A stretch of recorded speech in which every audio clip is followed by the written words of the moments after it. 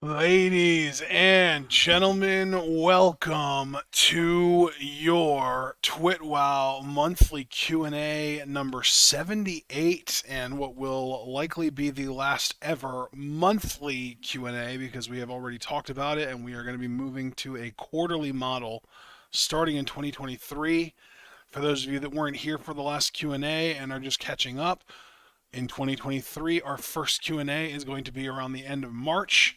If you're not a patron, you get around 10 questions. If you are, you get 15. So you're still going to get, 3 or 5 a month, depending on whether you're a patron or not. And yeah, we're going to do 4 a year rather than 12 a year. We're reeling back because we've been getting so few questions lately that we're just thinking that people feel like they know us already, man. Like, what do you ask someone when you're as much of an open book as we are, right, John?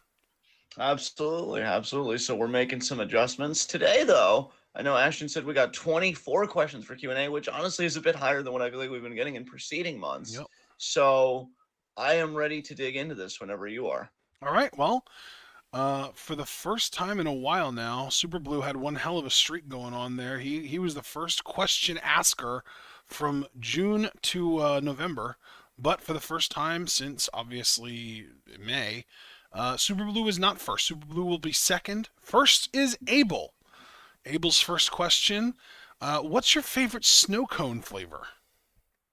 Uh, is snow cone similar to like water ice? Is Or is that water like ice like different? shaved ice or Italian ice? Are those the same thing? Yeah. Not quite the same. I'd say a snow cone is more like a slushy than anything, but it's not really quite that either. I would say it's somewhere in between a slushy and water ice. Yeah. Then I would say that I don't have a favorite flavor because while I have gotten back into liking water ices, but I actually had a mango one last night with my rice dish. Really went really well together. I've never cared for slushies at all. So if we're talking about like an intermediary between the two, I've probably never properly had a snow cone. So I'm gonna have to say that I can't answer this question. What about you? I always used to get grape ones. I used to always love the grape ones if they had them. If if there's such thing as a root beer snow cone, I would probably love that because I love the root beer Italian ice, which is we have Rita's Italian ice around my area, and I always get root beer there. But if if we're just talking about like the ones that they would have like when you would have your field days at school and stuff like that, I would always get grape. I've always been a big fan of the grape. I also like blue raspberry and cherry. So there you go. Nice. All right. Next question from my adoring son. How does it feel to be like 30 plus years old? Like any tips? You know, I'm going to be honest about this one. I definitely feel it on a bodily level more than I used to, which is obviously going to suck. Like, I kinked my neck recently. I'm still recovering from it. But I will say, I think context matters. You could be 30 in a very toxic environment, um, but you could also be 30, as I've been privileged to be, in a very peaceful environment, one that respects you, one that's cooperative, harmonious, loving. And I think depending on the environment you're in right now, it could be really beautiful. I feel more self assured in my 30s, and I started putting it together in my 20s than I felt, in my teenagers. And I think one, obviously, that does come with age and biological changes, but I did also have a shift in my environment because I was in Jersey up until my early 20s, and I've been in New Hampshire now 9 years, and it's just been so tranquil and so conducive to my well being mentally and physically. I think Abel, you ask for tips just to kind of bring it back to your concerns. I would just say keep learning. Keep your mind open. I was talking with James, who I know Abel. We're all kind of friends together, and that this whole idea that the brain stops developing at 25. Apparently, that's like a socially constructed age, and there actually is no scientific consensus. Some even say that the brain doesn't stop developing until possibly even early 40s. So I would say, keep your mind open, keep learning, keep listening to yourself and what you need, psychically, physically, otherwise. I think try and find self assurance wherever you can because I know that helped me. I still have a long way to go myself, but I can say that I feel more self assured in my 30s than I did, especially in my late teenage years and stuff like that. I think, surround yourself with people that support you because that'll make any age easier. I don't really think so much could be put on the age. I think so much of it is like context dependent, environmentally dependent. You get yourself a good environment, I think every age becomes easier than what it could be otherwise. And I'm just very fortunate to be in that kind of environment. So I hope you have one as well. And if you don't, try and make it for yourself as best you can. And I think that's the best advice I can give. And just always for any age, be kind to yourself and understand that we're all still learning. There is no standard to achieve as far as, the body or just life in general is concerned. This concept of normality I always find incredibly insidious. You've just got to live authentically to yourself. And as long as you're not hurting anybody or yourself, just make as beautiful a life as possible. So I think that's all I got to say about that. Jesus, I don't have anything to add really. I mean, I was just gonna say like he asked for tips. I was just gonna say like take care of your body. Make sure that you've Yeah. got enough strength in your muscles to compensate for your degenerating joints, which is something that definitely starts happening at 30. Especially if you're a big guy like me. That's literally I turned 30 and within a year my knee started going out, like my knee tweaked. That was when you remember me telling you about that last year, John, the knee thing. Yeah. Yeah. So I had to go to physical therapy for that.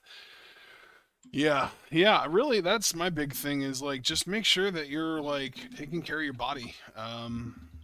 You don't want to end up doing fucking bed rest constantly because your body just keeps giving out on you. Although, I probably am more of like an outlier in that case because I am so tall and so heavy and stuff like that. But still, it's probably worthwhile to look into. As far as anything else goes, work on eating less sugar and more fiber. That's really that's the best advice I think anyone in America can possibly get for their diet. Less sugar, more fiber. Boom, that's it. There you go. All right. Next question from Abel. Third and final question from Abel. Thoughts on the rise and fall of Andrew Tate? Oh man, if I had thoughts on this one, you know what though, I just want to see if you want to go first because I feel like I've kind of taken the lead the last few questions. So Well, thankfully I was barely privy to the rise. I feel like the fact that a piece of shit like that had a rise at all is detrimental and really says a lot, negatively about society as a whole. And I really hope that all of the fucking teenage boys that thought that they were looking up to him can see now, or at least maybe not all, but if not all, at least most of the kids that were, watching his videos and supposedly quote unquote learning from him. God, that's airtight quotes, air quotes, can realize now and kind of get their eyes open to the fact that he was a massive piece of shit and still is. I shouldn't have said was. I should have said is a massive piece of shit. It's another, bit of confirmation when it comes to the conservatives that every accusation is a confession. Yeah, this dude is just honestly, if he wasn't basically like TikTok famous, he's a fucking pissant. I don't know who this dude is. Like I literally he got famous because kids, like fucking teenage boys, thought that he was going to help them get laid. Like how fucking pathetic do you have to be? yeah, for me, this news affected me more than I thought it would. At first, I just thought I'd, have a laugh and then go on with it. But I've really kind of stayed on this and I've dwelled on it. That's why I wanted you to go first because I knew I'd give more of a verbose answer on this because I have a lot of feelings about this. Gotcha. There is it's deeply concerning to me. And I want to kind of take a different route with this, and I feel like I've been trying to kind of change my rhetoric on our more serious topics because it's so easy to be angry. It's a lot easier to be, or it's a lot harder, I should say, to be constructive. And so, yes, everything Ashton said, copy paste for sure. Andrew Tate is a piece of shit. Everything he said. I want to go a bit deeper though, and say that I find it really concerning that Andrew Tate, Tucker Carlson, when he talks about, especially with his other series on Fox News' streaming service, what is it? Tucker Carlson, now just these documentaries that they do, and he did one on quote unquote bro science and low testosterone, and obviously, low white birth rates, and like all these things that are meant to signal to men. It's very disturbing to me that this has an audience, because I think men need to fundamentally understand beyond the feminist critiques of patriarchy, which are and continue to be valid, and scholarship on it should absolutely continue to be produced. Men don't need patriarchy. We don't need these values. And I think it's really sad that so many men believe not only that they do need them, but that they're a failure when they don't rise up to them, or they don't realize those values in their own life or their own interpersonal relationships. Um, I've been very candid with you guys about when I was almost, red pilled and radicalized by Stefan Molyneux, who was a guy posturing as a philosopher because I had fallen head over heels in love with philosophy. I wanted any community I could find because I think that's natural, right? When you get an interest, you immediately want to share that interest with others. And because I was so open and naive and just uncritical in the communities that I would try and find, here was a guy masquerading as a philosopher, and really what he was doing was, I think, propagating, MRA talking points and, just this idea. And I'll never forget when that audio came out of him being like, women need to be held a fucking accountable. If you, pretty much the rhetoric of, if you date shitty guys or you get abused, maybe look inward. And that was really shocking to my sensibilities. And thankfully, that pulled me back. It didn't push me deeper in, which I know for a lot of men, unfortunately, it goes the other way. Now, on one hand, I don't want to be completely uncritical. Obviously, everybody has agency. If you indulge in a particular ideology or whatever, there is a choice there, no matter how passive it may look on the outside. The consumption, that is, no matter how passive the consumption may look on the outside, there still is an active choice of clicking the video, engaging the tweet, whatever the context is of the media you're engaging. But I think on a larger issue, even our desires, so to speak, are psychologically and sociologically formed. When you live in a society that inundates you with this idea that you have value depending on how many people you sleep with, what car you drive, etc., you can't even say your desires are a wholly conscious choice, a wholly free choice. I think our desires are absolutely socially mediated. So I think, again, we look at Andrew Tate as a microcosm, as an individual that is just amplifying these societal talking points. Wealth is the only thing that matters. Having your own car garage makes you a success, your own private car collection. Making a woman know her place makes you a real man. And it's really saddening to me that this is the best life that men think that they can do for themselves, because I see so much more, not just for men, but for all people. I don't like this idea that we really haven't gotten beyond the binary of, you're either subjugating others or you're being subjugated. You're either ruling or being ruled. When it's like, we need to get out of this binary thinking. Why rule anything at all? And why even be ruled? Why can't it be a cooperative, harmonious way of living? And with men, I'll never forget this short story I read called The Feminist. And it was this guy that I'll never forget the first sentence of the story. It said, it's not that he understood feminist values, but that he understood the value of feminist values. If you posture and you peacock as a feminist, you could get laid. And, it's just this whole story of this guy's decline where, like, I don't understand. Why doesn't a woman want to be with me when I'm perfect? I'm polite. I've read all and he just didn't get it. And like towards the end of the story, this one guy on this message board is like, and it's like an MRA type message board. He kind of happens upon it and he's like, holy crap, you guys are like gone. I didn't know that it could be so bad that you would just hitch your entire sense of self-worth to this kind of psychosexual idea of like, I get laid, I'm a man, I have value. And it's scary how real that actually is. And you're talking about a guy in Andrew Tate that felt so threatened and insecure, because that's the thing, all this posturing he did, let's not forget the context of this all happened because he felt the need to respond to a 19-year-old that made a joke that he had a small dick and needed to get a life. And like the idea that he felt so threatened by a teenage clapback. Welcome, Rotten Butter. Great to see you. And by the way, welcome to everybody in the chat. Loving the activity right now. The idea that he felt so threatened by that shows how much of a farce it actually is.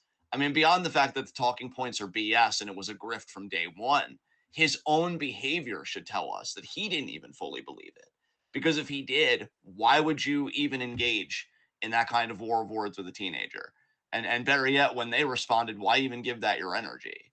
So it's easy to laugh at Andrew Tate, and in a way, I think we should, because I think humor and that kind of dunking does have a power of its own, right? Because it defangs the ideology. It's like, oh, it's just a joke. It's laughable. It's a joke. But I think we also need to continue having a serious discussion of men are seeking something because by and large they feel so disaffected by these power structures that promise them something, that being capitalism and patriarchy most pertinently. And in the eyes of these men that are disaffected, those power structures, those ideologies fail to deliver. So now they're looking for alternatives, and those alternatives are very far to the right and very radical to the right. And that's scary, because I think that's how domestic terrorism happens. I think that's how this kind of violence happens. I wouldn't be surprised if we would see, or if there had been, because I don't know how long Andrew Tate's been active. I only knew of him for like, I'd say the past 6 months, maybe. Yeah, I was even gonna say, You I know, feel like I've only known about this dude this year. Like, yeah, I mean, shit. The exactly, questions about his exactly. rise and fall, I feel like that all happened within the 2022 calendar year. Yeah, and that's the thing. Like, I don't know what acts of violence he could have inspired, even those that we don't know about. Because again, you think about domestic violence, how often does that just go unreported or in silence, right? There could be a guy, for all we know, that watched Andrew Tate and his relationship with his girlfriend either changed or maybe just got worse because maybe they were already an abusive piece of shit and now they have justification. Oh, it's like, no, I have to do this because I'm a man and that's the way it is. It's sad. Men deserve better than patriarchy. Men deserve better than Tucker Carlson. Men deserve better than Andrew Tate. And that's the kind of message, not just the idea that they're reproducing what men have been under, as well as women, of course. But, I do want to focus on the fact that the male psyche is being affected and formed and manipulated by this because it's seeking something. And it's seeking something that society tells it that it should seek for its own value, for its own validation. And it's bullshit. We don't need it. We don't need it. We don't need the Stefan Molyneux, the Carlsons, the Tates. We can make our own way, which also is a bit of a weird phrasing because I also think about men go their own way, which is another anti-feminist kind of male faction group. We don't need this. We don't need to have sex to be valid or be in relationships or make lots of money. And if that's what somebody finds value in, I mean, I disagree with it personally, but whatever, I guess, again, as long as you're not hurting anybody. But I think, we need to think bigger about life and what life can be, not what society tells us life should be. And Andrew Tate is just another symptom of that disease. So, yeah, those are really my thoughts about that. I absolutely believe that he did engage in this stuff because ain't no way that this dude hasn't been violent towards women when you look at his rhetoric and how he postures.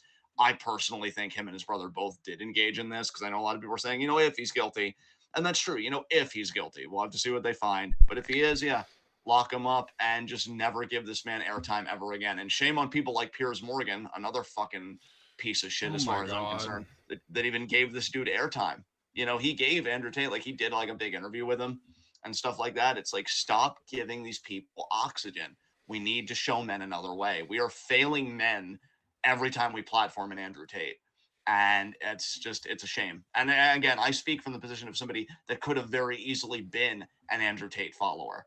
I look at people like my dad. Absolutely, they would have picked up what an Andrew Tate laid down. My dad was a piece of garbage, to women and a lot of other people. We can do better. We can be better. We have to be better, not just for the women, but really for ourselves too, because we deserve better. So that's all I got to say about that. Okay. Let's get into our next question, our next set of questions from Super Blue. First up, if Stardom had an Iron Survivor Challenge match, who would you have in it? Natsploy, Mina, Mira. How many people were in the first Iron Survivor Challenge for the I women? Was it 5? think it was 5, yeah. Okay, so Natsploy, Mina, Mirai, um, Hanan. Natsupoy, Mina, Mirai, Hanan, and... Starlight Kid. Is there any theme here, or are you just kind of picking names out of a hat of your favorites? Um, little column A, little column. I peg Knott's play because I wouldn't regard Knott's play as one of my favorites, but I think also like the work rate, being able to go that long, and I like Knott's play style. I think it'd be very conducive to an Iron Survivor. Mina, we already know she blew Kamitani up, so we know Mina can go. Kid, same way. See, I'm just thinking about people that could really make the most out of that match because it's like what, a 30-minute match. It's a So like 25-minute match, apparently. It says here that two superstars start the match, and every 5 minutes, a new superstar will enter the contest until all 5 are in the ring. The goal is to have the most falls/points when the clock finally hits 25 minutes. all right. So yeah, I guess those 5, work for me. What about you? What 5 women would you have? Give me just a couple seconds here. I gotta write something down.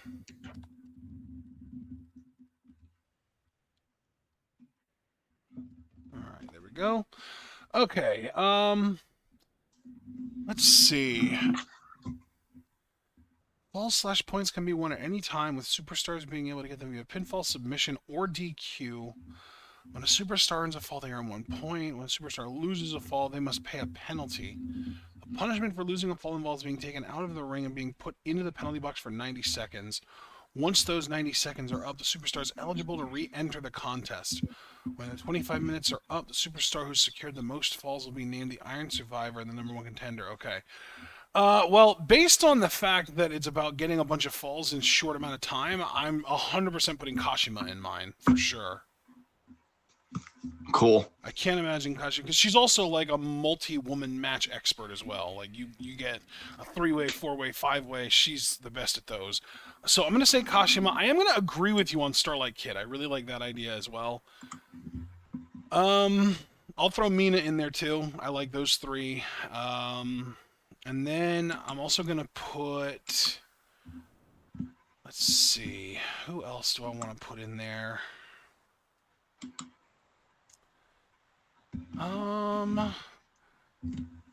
Saki, Kid, Mina. There's too much cute going on, so I'm going to go with Suzu Suzuki as my 4th.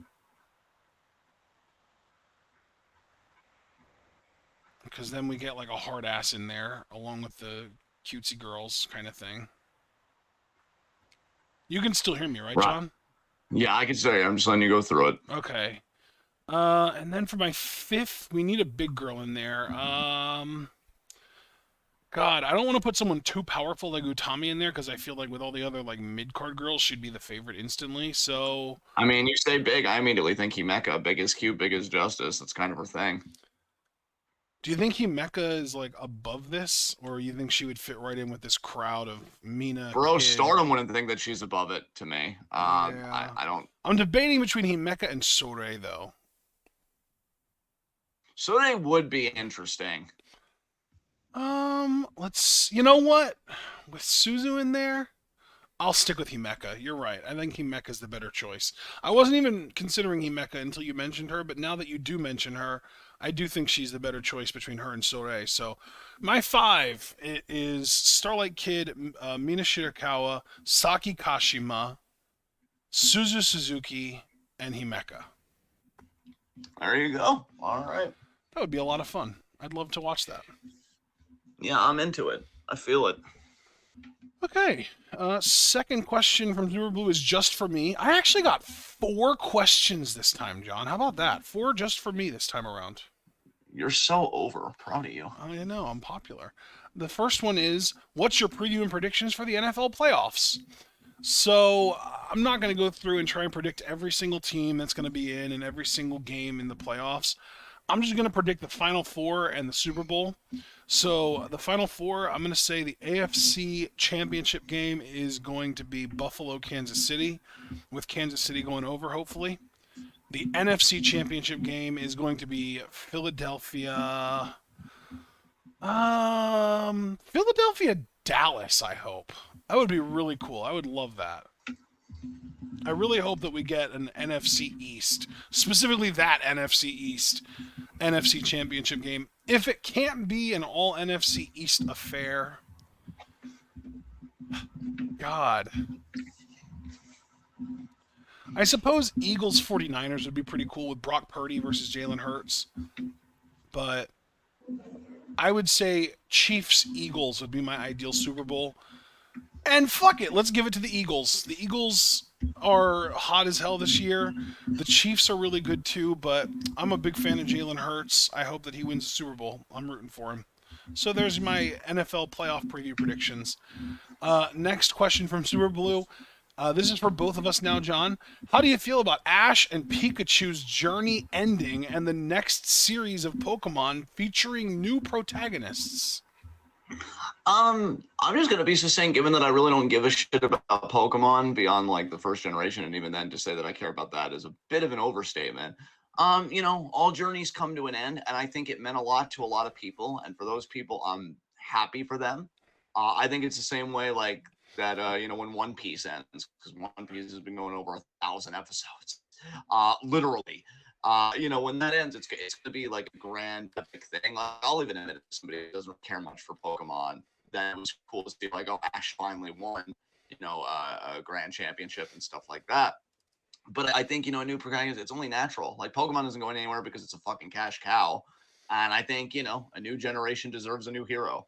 So I think it's Bro, just the way all things go. So would you believe me if I told you that there are actually more episodes of the Pokemon anime than there are of One Piece? I would believe you only because Pokemon started before One Piece, if I remember correctly. So yeah, they did get a little bit of a leg up on them. Yeah. Yeah, there are 1,043 episodes of One Piece, 1,223 episodes of Pokemon. Damn. Wonder if One Piece is going to want to surpass Pokemon, because I really do think that the One Piece anime is coming to an end soon-ish, but who even fucking knows? Yeah. Pretty wild, though. Gotta admit, 1,012 over 1,200 episodes for the Pokemon anime, and the Yeah. funny thing is, I'm a fool because I'm over here thinking I'm going to climb that mountain because I already have watched all of season one and the Orange Islands, and I'm about halfway through Johto Journeys, and I'm thinking like, oh man, I'm making progress because it's Gen 2 and it's Gen 2 out of 9, so I'm like, oh damn, I'm like 20% of the way there, but like, holy shit, 1,200 episodes, good lord. Yeah, that's a lot. Like, and I can relate to somebody that was a much bigger fan of One Piece than I've ever been a Pokemon. I'm like, oh, I can climb this mountain. And at one time, I was really close at the time because they didn't have nearly as many episodes. But you just get burned out, man, when an anime is that fucking big. Goddamn, so much. All right. Uh, I'm ready for our next question from Super Blue. His fourth question. Why is the government worried about China getting US user data from TikTok, but not Google, Facebook, and others? um, to be honest, I really don't have an answer for that. I mean, I think they are at uh, least moderately concerned about Google and Facebook and stuff. Like, we've seen the deposition of Zuckerberg and stuff. Like, these things are, problems have been raised by Congress. It's not like they are just ignoring it. It's just that it seems like they're taking it way more seriously with TikTok because it is, based in China, I guess. yeah, there you go. All right. Don't really have anything to add to that, so we can move on. Fifth and final question from Super Blue. If you think the guns beating FTR is bad, are you ready for Team Yoshi to beat their ass for the IWGP tag titles? Back to back Wrestle Kingdom wins, baby. How many times I gotta tell you to simmer down, man? How many times? This isn't even a question. That's yeah, really. It's just, are you ready for this thing I want to happen that you don't want to happen to happen? And you know what? Because it isn't a question. No. That's just it. That's all you're getting. Not no elaborations, no anything. So we can move on to the next set of I'm questions. also going to say, I don't give a fuck about FTR. So you think you're taunting us by saying this, but I don't like Team Yoshi because of Yoshi, but I would rather see Goto holding a tag title than fucking FTR. I don't give a shit about FTR anymore. I am completely over those guys. Yeah, AEW has pretty much ruined FTR for me, unfortunately. So yeah, Which is really sad because the way they've ruined them is by just letting them be themselves. Yeah, ooh, God. But yeah, fuck Yoshihashi for sure. But You know, I mean, really, honestly, I'll go even one step further. I'm pretty much fuck New Japan. I know we're covering Wrestle Kingdom, but I really haven't been into New Japan in so long, so it's hard to even like get riled up when I'm checked out of that entire company personally. Yeah. So yeah, I can't lie to myself. Fuck New Japan. So there you go. Next question. All right, next question set actually is from Javaris. Javaris has got 5 questions for us. First up, he said, "Hold up, Ash finally wins the big one and he gets replaced? The fuck?" I think pretty much copy paste my answer previously to what was it, Super Blue? Yeah. So yeah. Yeah. I mean, it seems like it's less about, well, now that Ash has won the world or the whatever league he won. I think he won the Galar League because it would have been Gen 8 because they haven't introduced any Gen 9 Pokemon yet into the anime. So it would be the whatever the region was that Pokemon Sword and Shield took place in that he won the league of. But I don't think that it was like, oh man, we had Ash win and now we're like bored with him, so we're gonna move on. No, I'm pretty sure that this is literally just like his arc. Like they were like, okay, we're gonna build up to this moment and he's gonna win and that's gonna be his arc and his character arc is completed now so we can move on to a new protagonist, that kind of thing. I think that's the whole point. Yeah, you know, and I'm not saying this like against Javaris. Like anybody's welcome to ask any question, you know, per the rules of the pin tweet. You know, so like no RP or like big fantasy booking questions. But it's always weird to me because it's like if an author were to write a book and then fans would be like, wait, you wrote this book and you did all this with this character and now you're just going to leave them? Well, yeah, because I have other stories I want to write, other stories I want to tell, even within this same universe. It's kind of the same thing here. Like Ash is a character who had a journey, you know, like Ashton said, his arc, it's completed. And the universe is so vast because we've already done things outside of Ash, even when Ash was still a thing. We know Literally, how vast. the best Pokemon content is content that doesn't have Ash in it. Exactly. So, and the worst thing, look, honestly, I'm glad they're retiring. They do nothing against Ash like as a character, but like Pokemon Journey sucked ass. Ash and I watched a couple episodes of that on Netflix. Dude, well, and that's not even Ash's fault. That's fucking Go. Dude, I know. But like him being attached to it, my point more is like, yeah, the well's starting to run dry. We need to like go to another part of this universe. So yeah, it's just what authors, creators, whatever do. Now you could get a lot out of one character. We've seen that before many times, but even then, every character's arc comes to an end. Sherlock Holmes has that final mystery. Ash has that final Pokemon battle, and then you move on to something else. And that's really all this is. Dude, do you remember that Pokemon YouTube series that you and I were watching that was so beautifully animated? Oh my god, it was gorgeous. I think it was some of the best stuff they've done. Yeah. I'm trying to remember what the name of it was. It had like a Twilight Wings? Was it Pokemon Twilight Wings? Is that what it was? I think it was, yeah. Yeah, God, that was gorgeous. So nice to look at.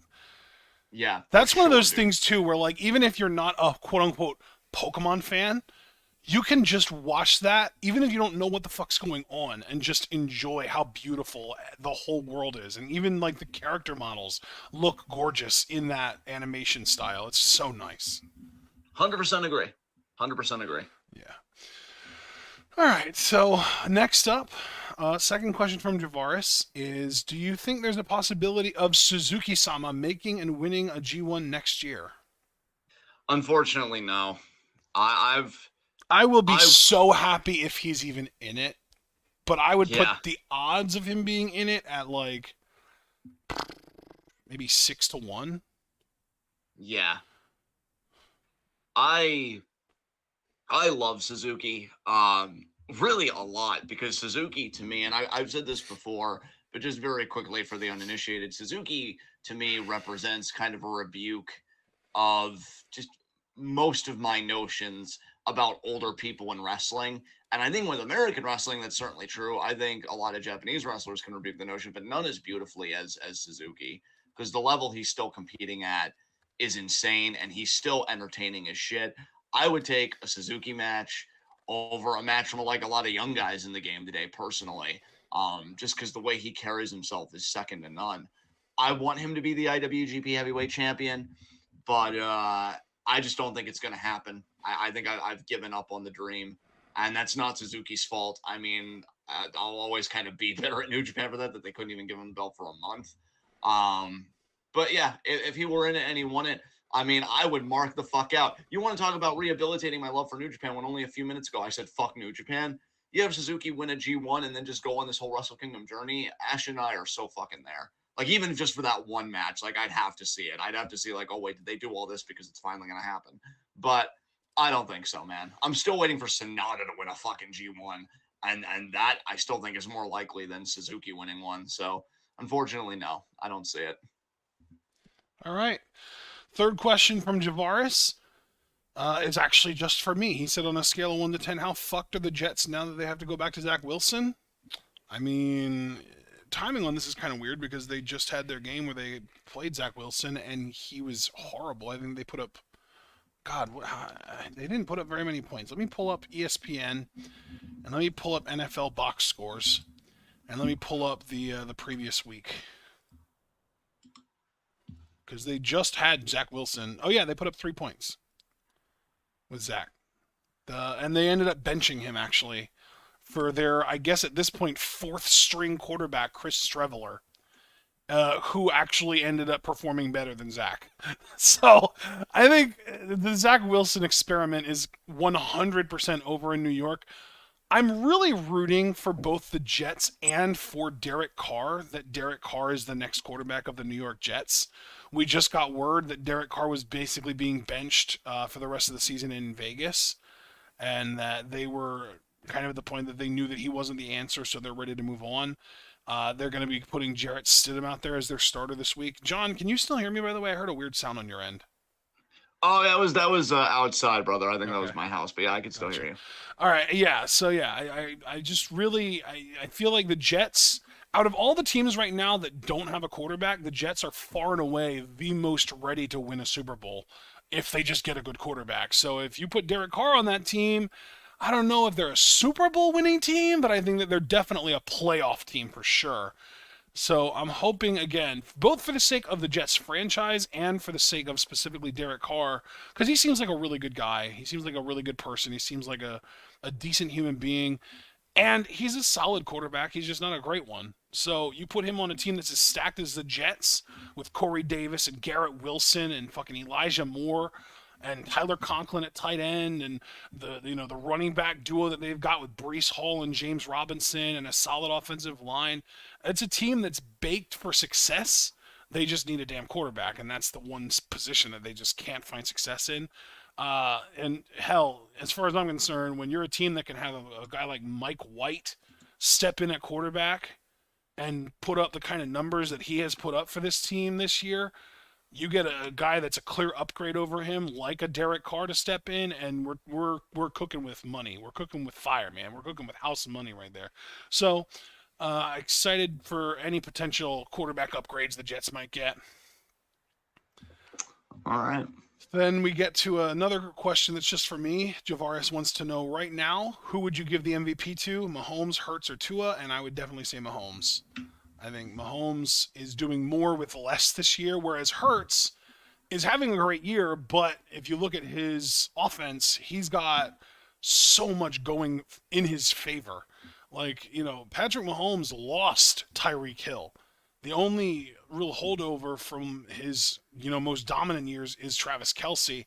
Everything else about that offense is new. He got Juju Smith-Schuster, who isn't anywhere close to being on the same level as Tyreek Hill. Marquez Valdez-Scantling, who's been kind of mid. Sky Moore hasn't really done much. The rookie, it's just not been that great as far as his actual weapons go. And just losing Tyreek Hill is such a huge blow to that offense. And I mean, you can see how much of a difference Tyreek has made for the Dolphins, because the dude is literally, I think, on pace for like 1,900 yards or something crazy like that. Like, he's unbelievable. And yet, Mahomes is still absolutely thriving. He's leading the league in touchdown passes. He has a few running touchdowns. Like, he's unbelievable. So I think Mahomes is the MVP. I mean, literally, look at the word, right? Most valuable player. We're not looking at the player who's doing the best on the best team. We're looking at the player who's doing the best despite his team. And I think that is absolutely Mahomes. So it's got to be Mahomes for me.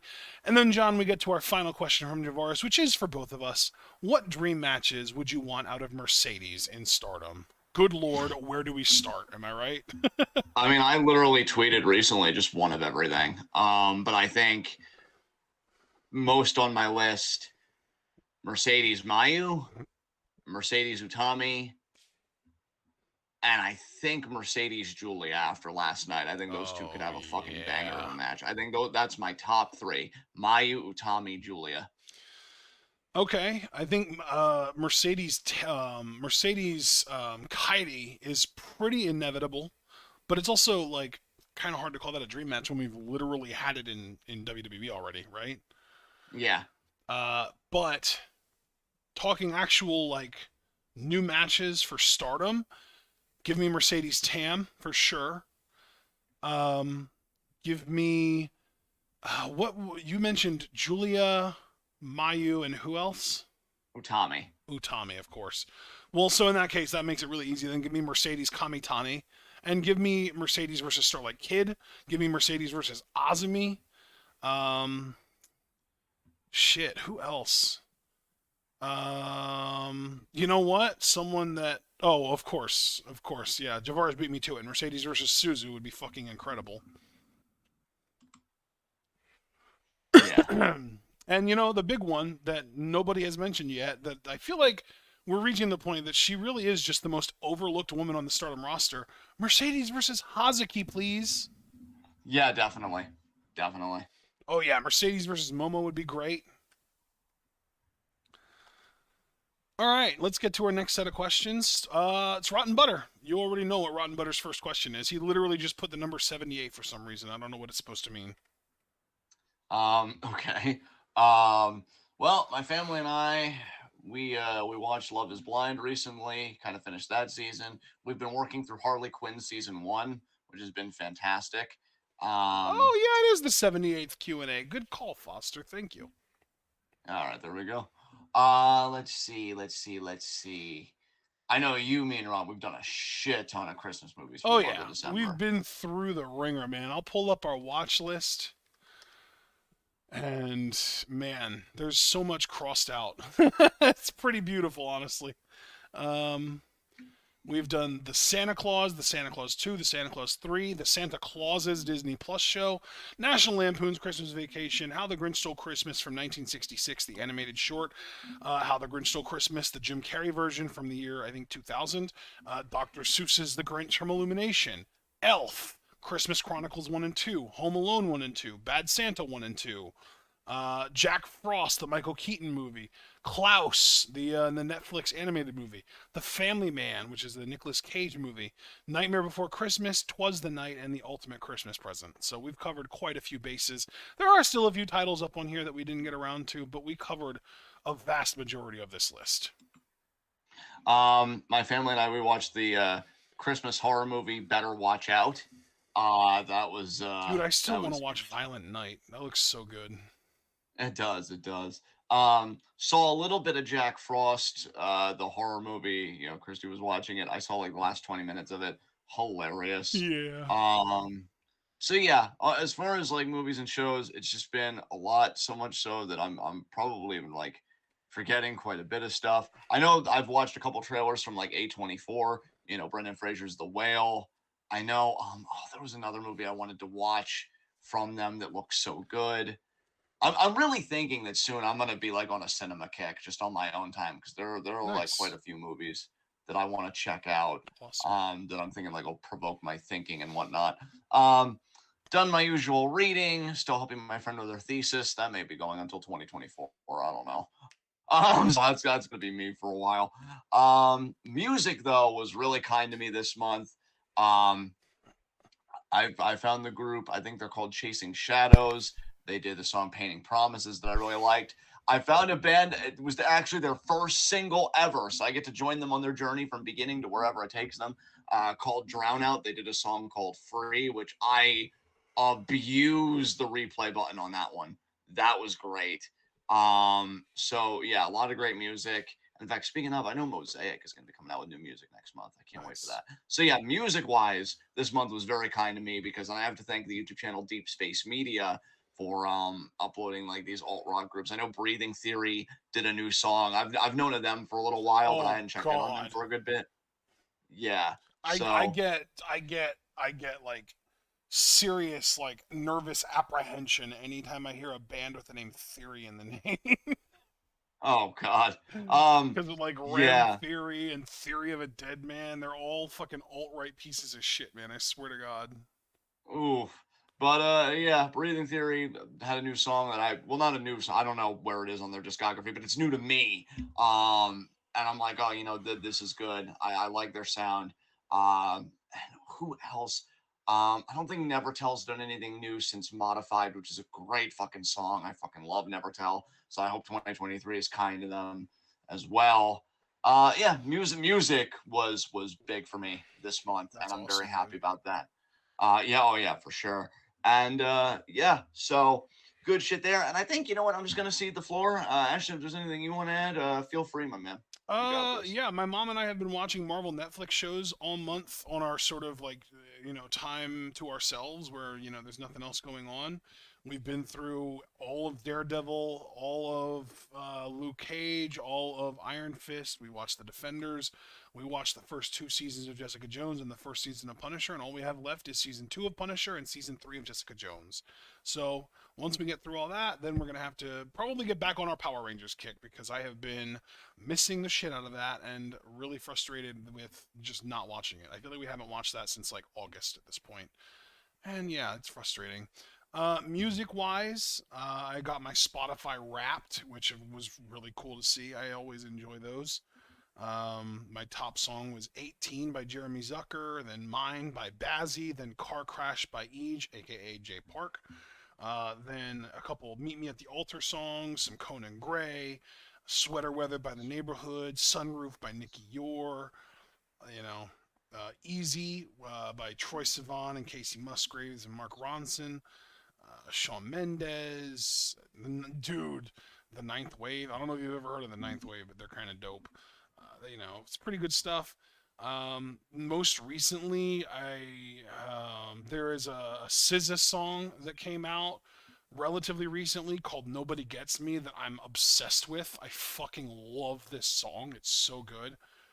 There are a few other songs that are out right now that are pretty good, but that's just the number one thing that I've been really listening to a lot.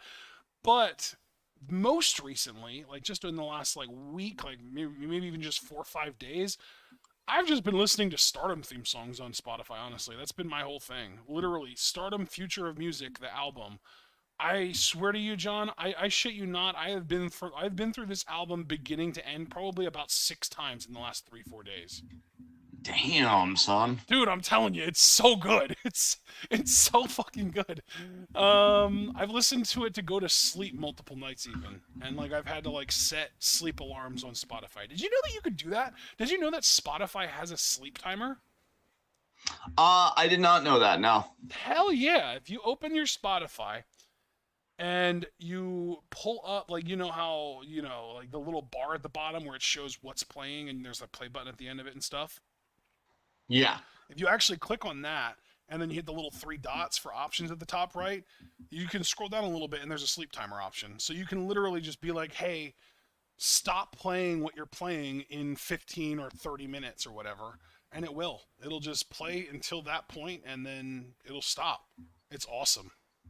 Beautiful. It's a great power Love it. saving option because a lot of the time I will forget to do that and I'll have an album playing to go to sleep and then I'll wake up at like 9:30 in the morning and music that I don't recognize will be playing because it's on that like continuous play thing where it's like, "Oh, once we run out of things to play that you tell us to play, we'll just try and find similar stuff to play for you."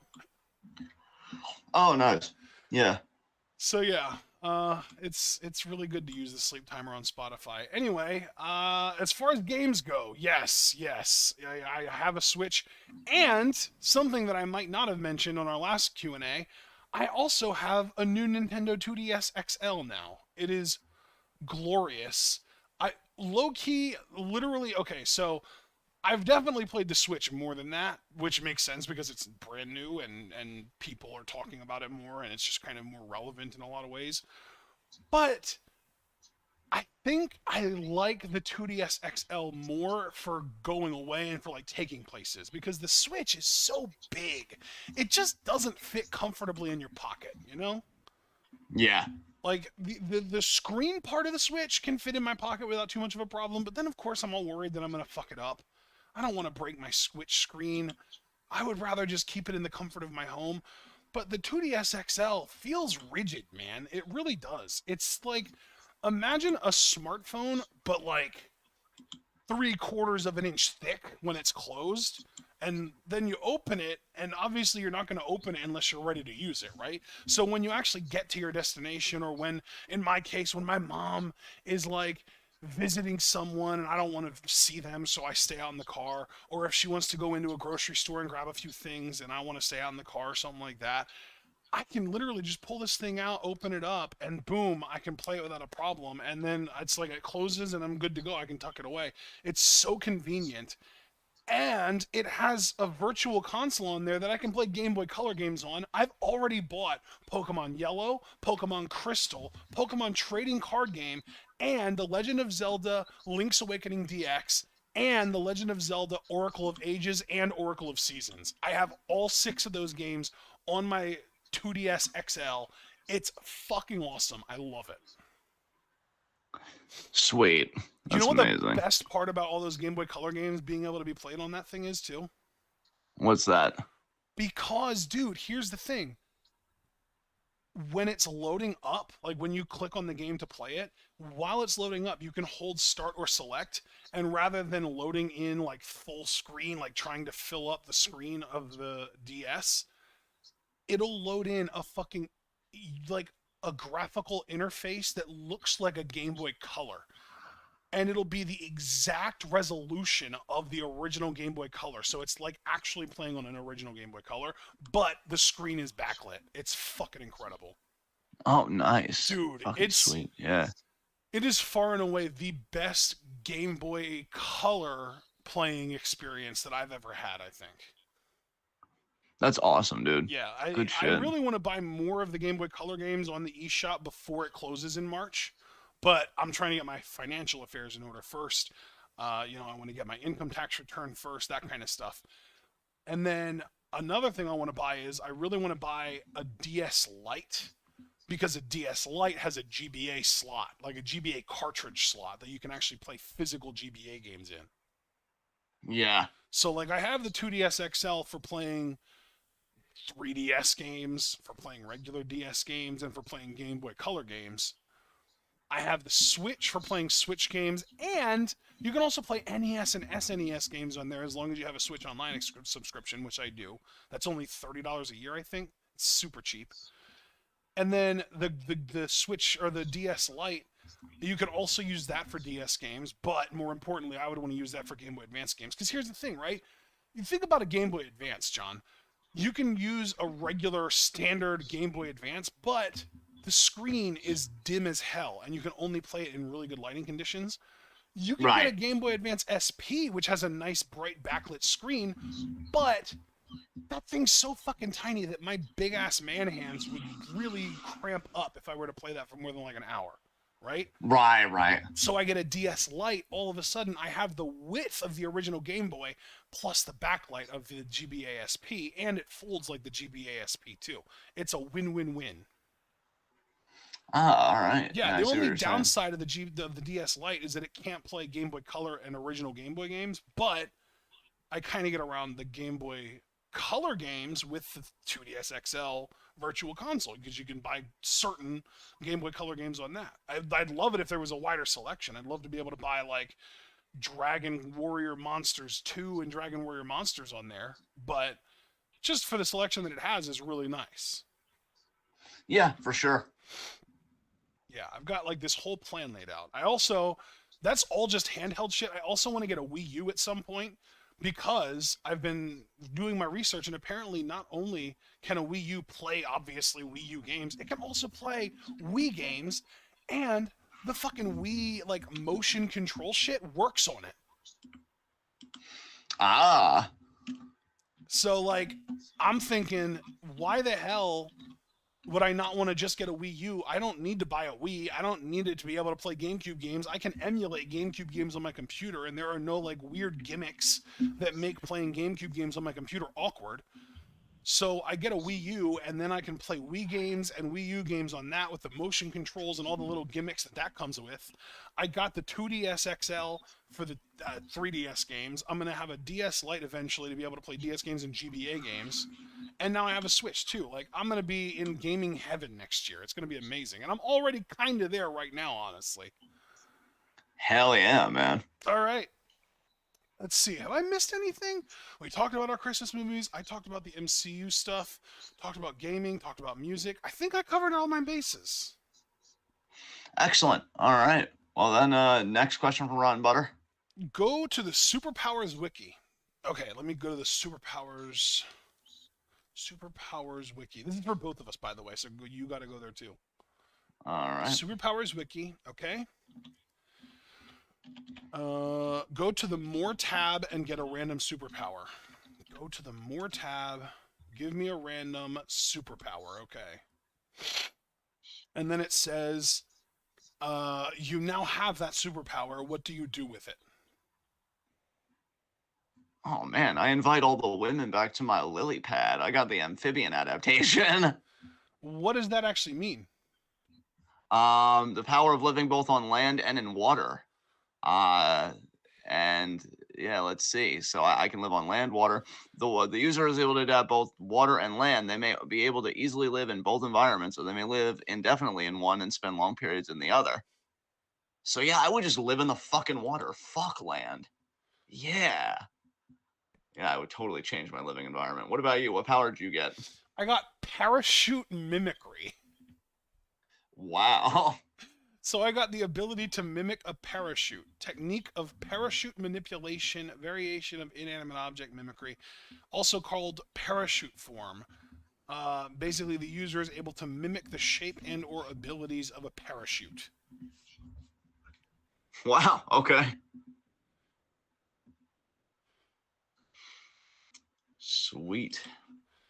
I don't really I know guess how I would use that, honestly. I feel like, I mean, the obvious thing, right, is to just climb to the top of a high building and jump off and just, parachute my way down. But that doesn't sound like, something that would be fun for very long. It might be fun the first time, but it wouldn't last very long. And like, as soon as you do it, you immediately get doxxed too. Like people know who you are and what your powers are, and then the fucking yeah. government wants to experiment on you to figure out how you got them. So I don't know if I'd even want to do that. Man, I'm just sitting here thinking about my residential properties in the fucking ocean. Be like, yeah, I'll take this rock. Good shit.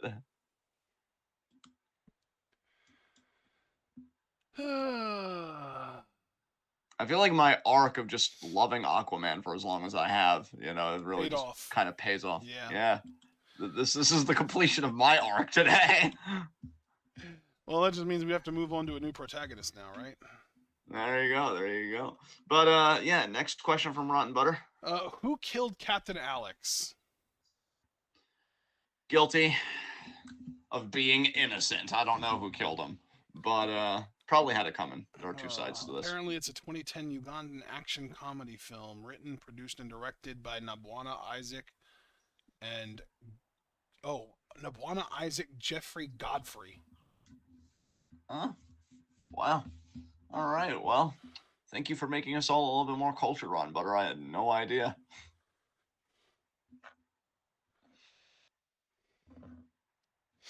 He's also suggesting the upcoming documentary "This Place Rules," coming out on HBO Max tomorrow. Apparently, okay. yeah, I actually know about this because I am actually subscribed to Channel 5 on YouTube. It's Andrew Callahan. I don't know if you're familiar with him, but he's the guy that will go to like crazy ass fucking rallies and shit and just super chill interview people while they say the most insane shit imaginable. Oh yeah, I'm familiar with him. Yeah. Yeah, so he's making a documentary called "This Place Rules."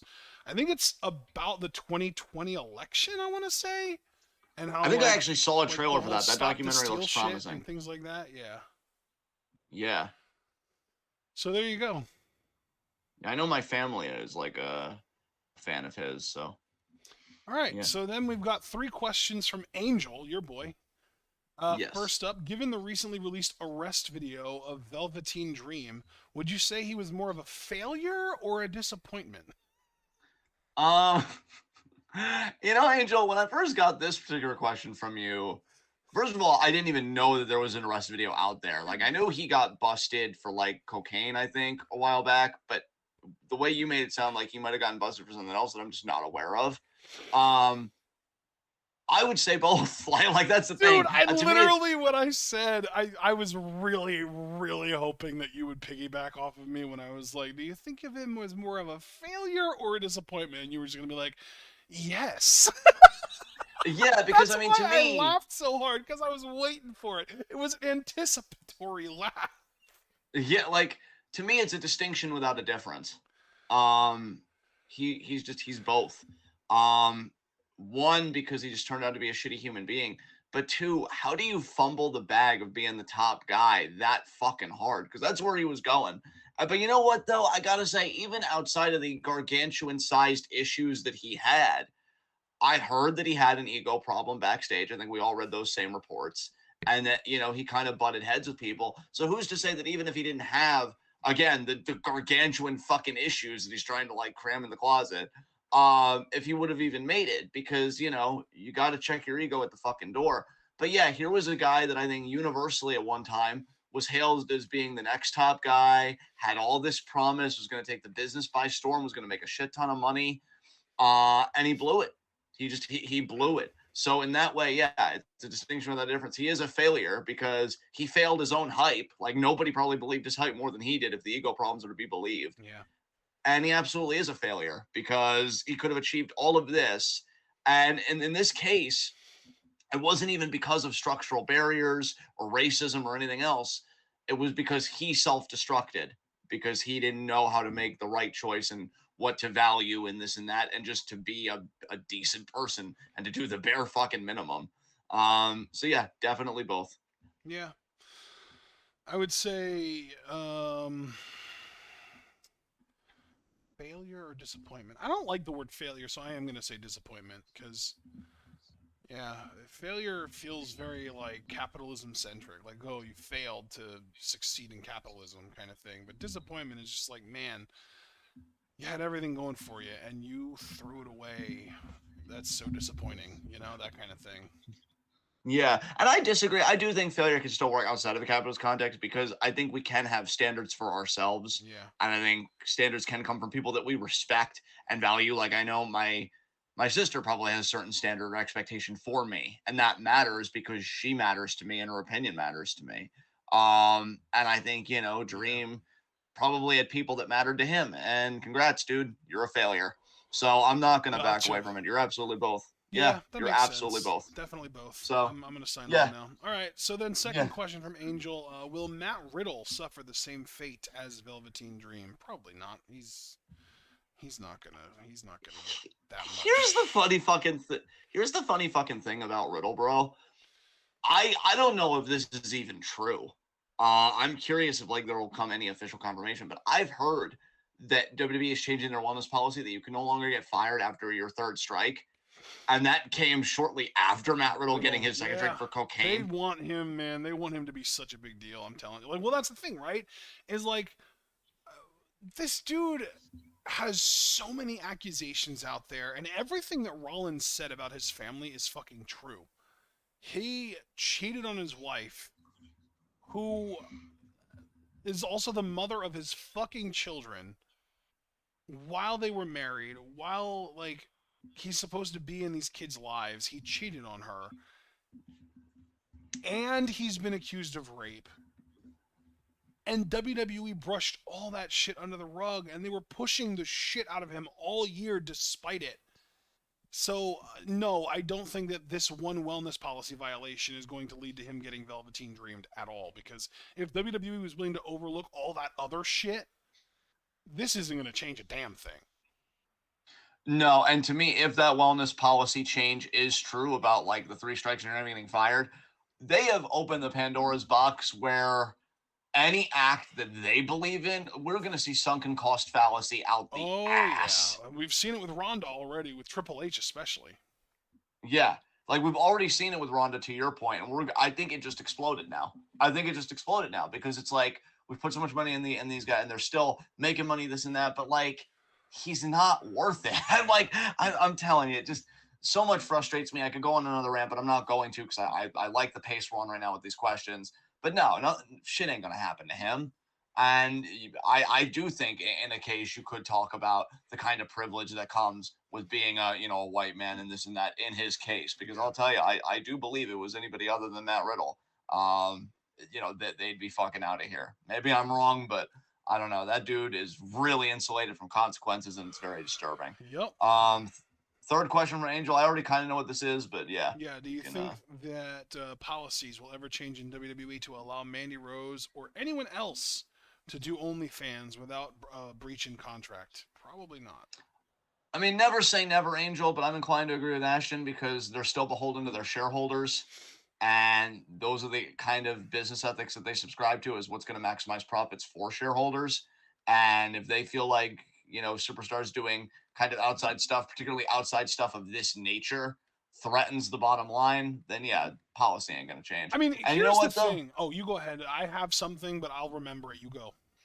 Okay, I'll just be really quick. The thing is, though, Mandy apparently was making more money from this than from WWE. So Yeah. as long as she keeps getting the bag, good for her. I really don't see any losers here personally in this particular situation. But you go. What were you gonna say? Yeah. So, dude, here's the thing. There are already, like, right now, currently, multiple WWE women with, I don't know if it's all OnlyFans, but with pages where they put sexy photos of themselves up. Cora Jade literally just started doing like a paid Instagram thing where you can pay to get like a subscription to a specific corner of her Instagram where she's going to post extra spicy stuff. But here's the difference though. I'm sure these women are going to be posting, nice, hot, sexy pictures, spicy pictures of themselves and stuff. Lots of cleavage, lots of booty, that kind of stuff. Mandy Rose was taking it to another level. And, like, you already know, in American culture, nipples are a very taboo thing. She was slipping nips all over the place on her OnlyFans page. She was like, and again, not trying to get too childish or explicit here. She was showing butthole on her page, man. Like she was going all out. So like, Yeah, if we consider like basically the a bikini catalog to basically be like acceptable, but anything further than that to be unacceptable, then yeah, what Mandy was doing was completely unacceptable, and anything else, as far as like the stuff that women are already doing, like Gigi Dolan, for example. There are a lot of photo shoots that she does that are her in like bikinis, basically thongs, that kind of stuff, and those come out, and they're apparently WWE doesn't give a fuck because there's no like again like the taboo stuff being shown like nipples, butthole, crotch, that kind of stuff. None of that is visible in any of her shoots, right? yeah, yeah, And like I said, like Cora Jade's gonna be doing the subscription tier thing for Instagram now, I guess. And like you probably already know about the fucking Neidhart sisters doing their thing because Ronda mentioned it earlier this year. That's a whole yeah, thing. So like it's a thing already in WWE. Manny just took it multiple steps further than anyone else that was still underemployed. And like yeah, from what I can tell, I believe there was even one photo, maybe even a video teasing her blowing a dude. yeah. I had heard about that too. Yeah, So like yeah, I think it's very clear where the line is at. Like you can do shit that you'd see in like a Victoria's Secret catalog, but not something that you'd see in like Playboy or Hustler. yeah, Kind of ironic considering WWE literally used to be partnered with Playboy and would not only, allow but encourage their women to do Playboy. yeah. Exactly. How the times have changed. Yeah, so that's what you get, I guess. I don't know. I guess so. Next set of questions.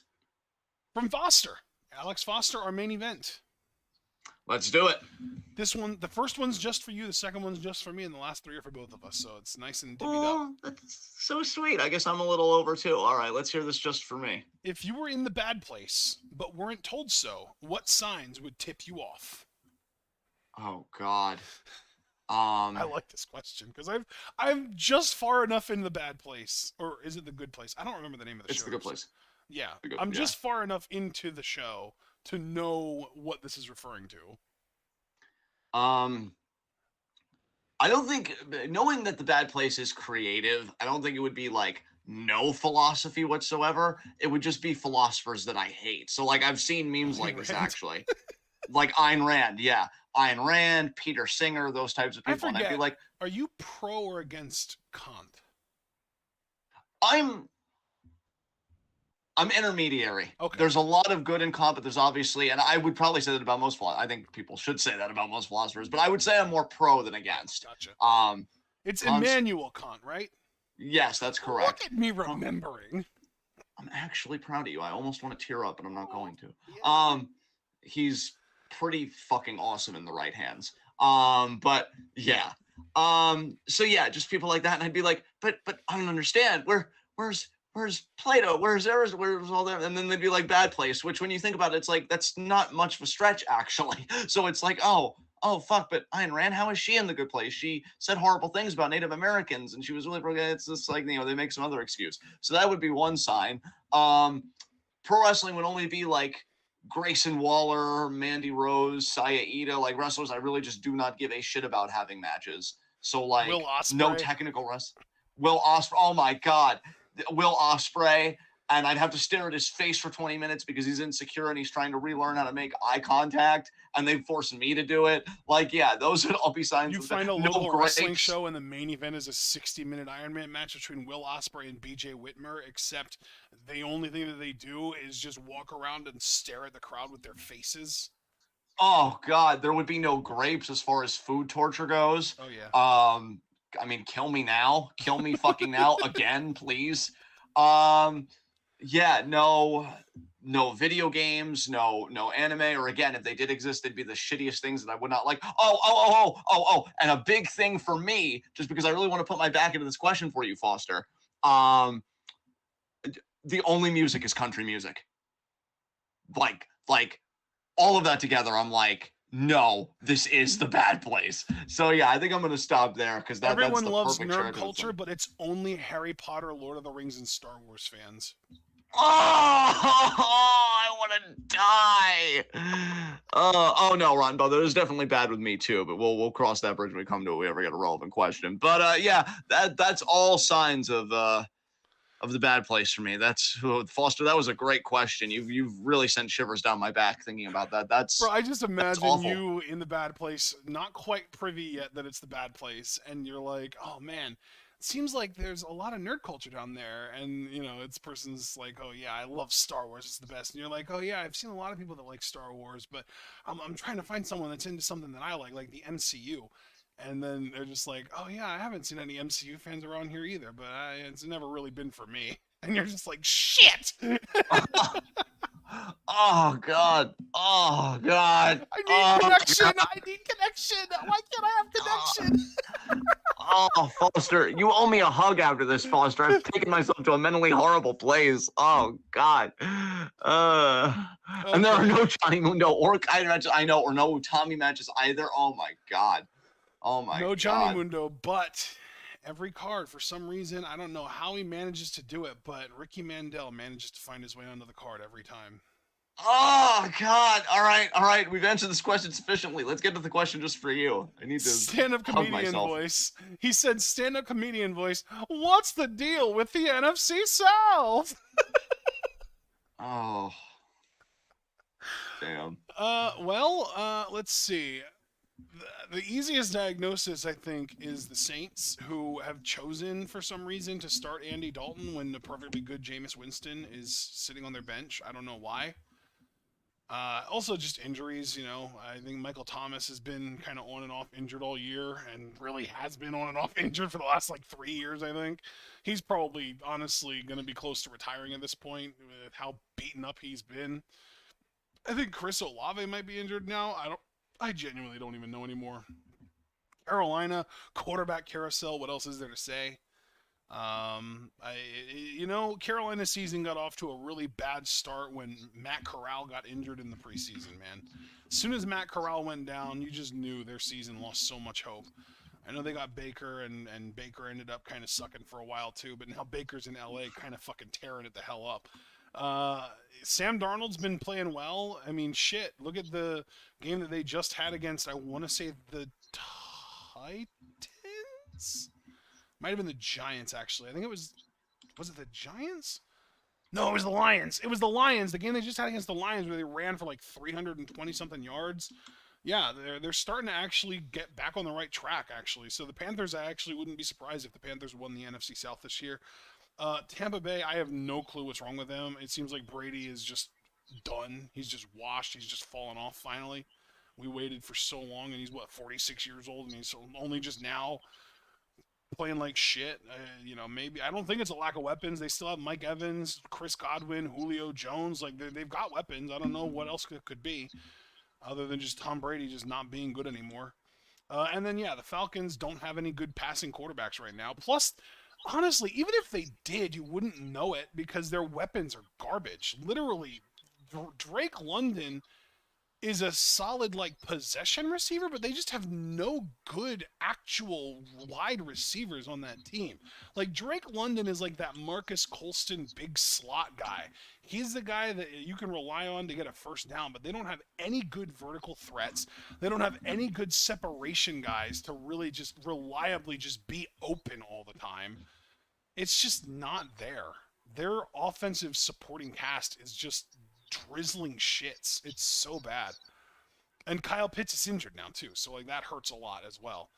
Uh, really, I've said this for a while, and I'm going to double down. I think they should have taken Garrett Wilson over Drake London in the draft this year, but London's looking pretty good. It's less about whether he's good and more about what type of good he is, because to me, London is a less sustainable type of good than Wilson. Wilson is like evergreen good. London is like conditionally good kind of thing. So there's your diagnosis of the NFC South. Next up,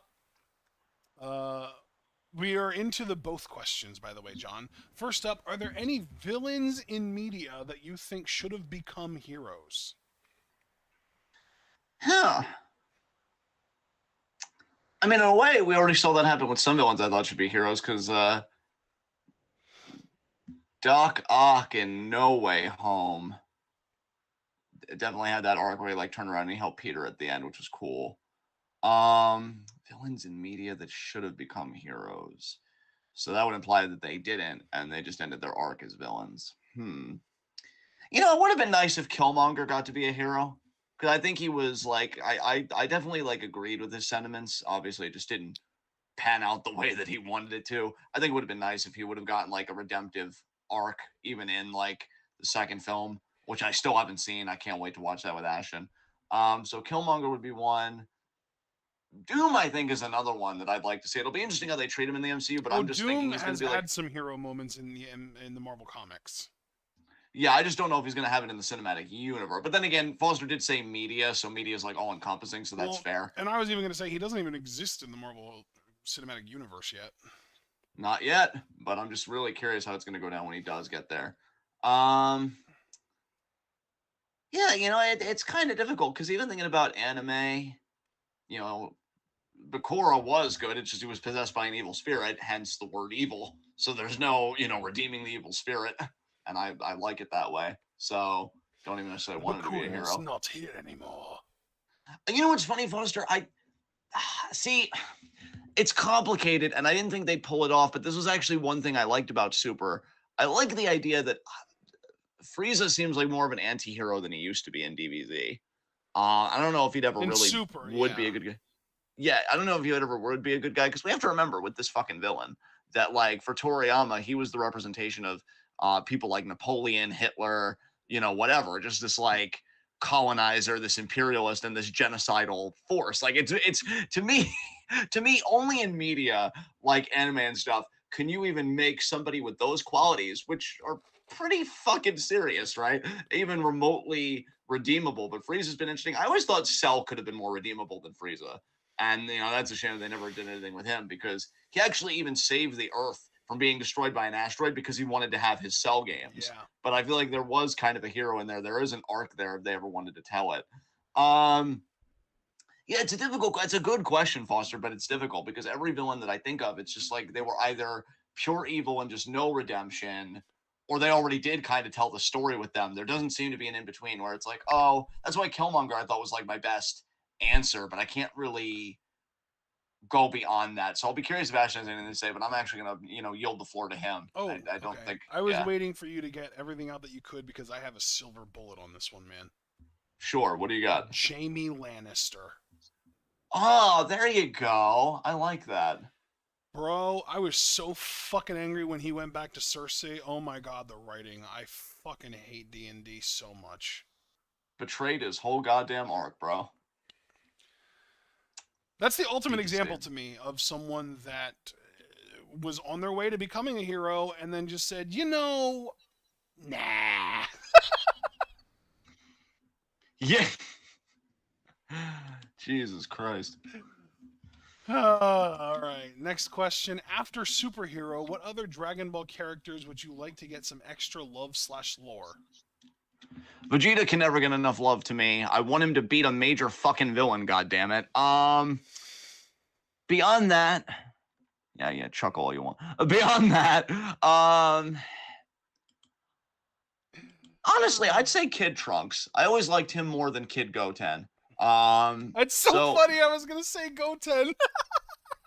wow, look at us standing on opposite sides of this issue. But yeah, I'll say Kid Trunks. It'd be cool if he wanted his own, almost like I would like to see DBZ do almost like a coming of age story with like one of the kid characters, because we Well, already both know of how them. they end up like as teenagers and stuff. But it would be interesting just kind of Wait, see the like in the middle. how do we know what they end up like as teenagers? Well, because we've seen it in alternate universes, like we know, well, because I would consider Trunks like in the future, he doesn't look like a full adult. He looks more like a teen to me, Oh, at you least mean for like those. future Trunks? Okay. Yeah, and we've seen Goten in like GT and stuff, which I know like it's a debate, like canon, not canon, whatever. But we've Right. seen what alternate versions of those characters look like. Yeah. I would just like to see them have a Isn't movie where Goten it's like they're supposed to growing up a little have bit. like the potential to be even more powerful than Goku by like a lot? I mean that was always said of Gohan, so it probably is true of Goten too. I wouldn't be surprised. Yeah. So yeah. Well, I like Foster's answer to his own question. Tien would make him for an interesting movie. Tien I always kind of liked conceptually. So and Pycon, yeah, like he was cool Picon, too. I right? remember when Is it Pycon or yeah, Picon? I thought it was Pycon, Oh. but I could be wrong. Um, but yeah, I remember when he debuted and he fucking took Cell out with ease. Like, yeah, that's a dude that could get his own movie. Like, yeah, I actually really like those answers, Foster. All right. Rotten butter anyone but Goku. He gets enough. He can sit down. All right, our main event, our final question, both of Foster's 5 and of the Q&A as a whole. What wrestling careers, rivalries, and other concepts would you like to see a musical about? I feel like because I enjoyed it as a kid, I feel like Shawn Michaels, Triple H would make an interesting musical because they were best friends and then they become better. That's the stuff of fucking musicals to me. So definitely Triple H and Shawn Michaels. Sasha Bailey for the same reasons. Um, you also said just careers. I feel like Ric Flair is such a tragedy that's almost begging to be adapted to theater. Um, so like, yeah, Ric Flair. Um, Foster said, "I want New Day versus Usos on ice." Amazing. Okay, so I said Triple H on my goals, Sasha Bailey. Ric Flair's career is just a solo thing. I feel like Andre the Giant would make an interesting musical. Like if you took like artistic liberties with it and you started him out as a kid that was like abnormally big for his age and everything, and you can almost do like not necessarily like a Matilda situation, but this kid that's like ostracized, and then he finds his calling in pro wrestling, and then everybody loves him. Like that too, I think is like the stuff of fucking musical. So I'm gonna stop there because there are actually a lot more answers to this than I thought. So again, just to round out, Shawn Michaels, Triple H, uh, Bailey, Sasha, Ric Flair, Andre the Giant. I'm just gonna stop there because I could keep going with this, but I really like those answers. There are 3 careers that I want musicals made out of, and one of them is actually already getting a movie, so Oh, I know where this is going. Well, All yeah, right. I'll just say it. Then one of them's Mayu. I definitely would love it if Mayu's career and really her life would get more, of that kind of thing.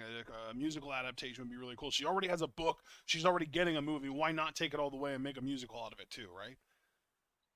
Yeah, exactly. And then the other stardom person that I would love to have a musical made out of their career is Tam.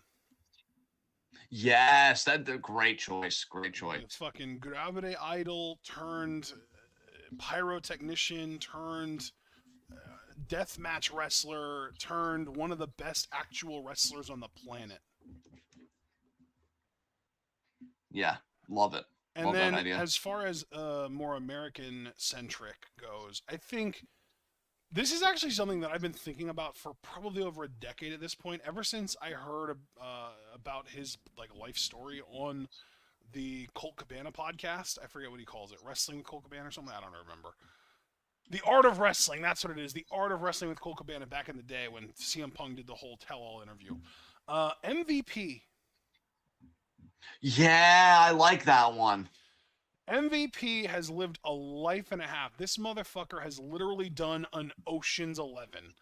And like damn near gotten away with it too, but he didn't. He spent time in prison and then afterwards he found a home in wrestling, but he found a home in the type of wrestling that he wasn't even that much of a fan of, but he put his head down, he put in the work, and he worked his way into a successful career where eventually he was able to go find success in the place where he wanted to, which was Japan. He was always a fan of Japanese wrestling. And yeah, I just think his career is so interesting.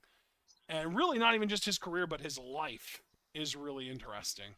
And I would love to, really, what I've been saying for a long time is I would love to see a movie made out of his life, but really, a musical would be just great as well. Did you know, by the way, that he's actually the first ever, he was the inaugural IWGP Intercontinental Champion? I had forgotten that, but I know for a fact we've talked about it. And what I love about his life being a musical, he could even contribute to the score because we know like he's done music and stuff in the Yep. past. So like, yeah, you Yeah. you get everything out of that. I love that answer, man. That's great. All right, that should be it for Q&A this month, and this is our last monthly Q&A. Next time we do a Q&A will be in 3 months. So that will be our first ever quarterly Q&A. If you'd like to continue asking monthly, that's perfectly fine. Just know that we will be not answering those until the end of March. The last Thursday in March, which, John, for the sake of your tweet, I might as well tell you, the last Thursday in March is going to be the 30th. Thursday, March 30th. Yeah, I did look that up while you were giving your final answer to the musical question and talking about MVP. So yes, guys, March 30th, get your questions in. Non-Patreon donors, it'll be, what do we say, 10 questions, for the quarter. And then for Patreon donors, it'll be 15. So, be sure to get those questions in whenever, however. You guys know the deal by now. Thank you so much for tuning into this Q&A, our last monthly Q&A. Leave a like if you file out, subscribe, click the bell icon for notifications so you don't miss any of that TWitWoW goodness. Check out everything we're involved in the description box. Follow us on Twitter and Twitch because we are the best in all the IWC. And guys, to round out the week tomorrow, 8 p.m., we've got SmackDown live reactions, a TRL from Sean Carpenter. If you guys want to make your own Twitter request, just go into the Patreon, check out how we do price point breakdowns, and then you can request it in the Discord, which is only $3 a month. Or I guess you could slide one of us a DM on Twitter. Our Twitter information is in the description box below. Be sure to include a date and a time for your request so that we can hash it out and we can find something agreeable for all parties. That's very important. And so Sean requested this. Happy to do it for him. Sean's a great dude. And of course, SmackDown's going to be headlined by tag team match Sami Zayn and Roman Reigns versus Kevin Owens and John Cena.